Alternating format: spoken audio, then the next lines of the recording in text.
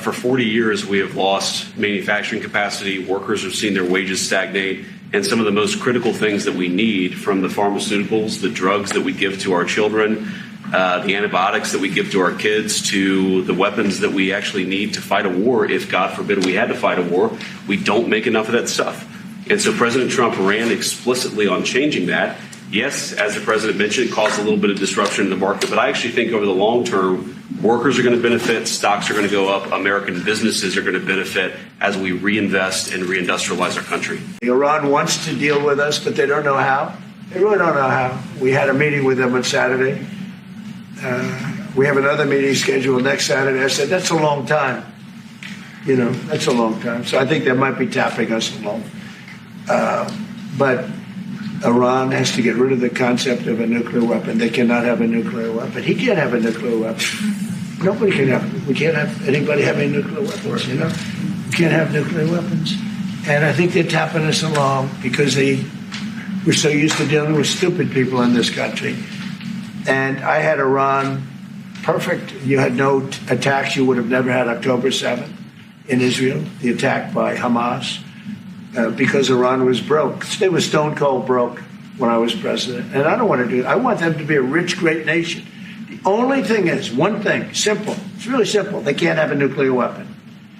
And they got to go fast because they're fairly close to having one. And they're not going to have one. And if we have to do something very harsh, we'll do it. And I'm not doing it for us. I'm doing it for the world. And these are radicalized people, and they cannot have a nuclear weapon. And by the way, I took my cognitive exam as part of my physical exam, and I got the highest mark, and one of the doctors said, sir, I've never seen anybody get that kind of, that was the highest mark.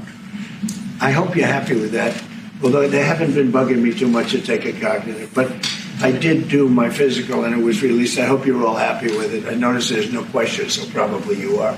But the cognitive, they said to me, sir, would you like to take a cognitive test? I said, did Biden take one? No.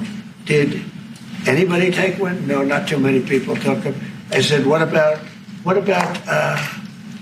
Obama? Did he take one? No, he didn't take one either. I said, let me be the only one to take one. But I've actually taken them 3 times already. I like taking them because they're not too tough for me to take. But we had a great physical exam, so I know you're going to ask that.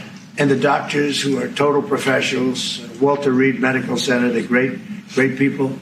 And I visited a soldier that was who spent a lot of time with him, great, with his mother. And it was really a very great thing. They do a phenomenal job. I just want to say, Walter Reed, I was there for, 5-6 hours. You were there with me.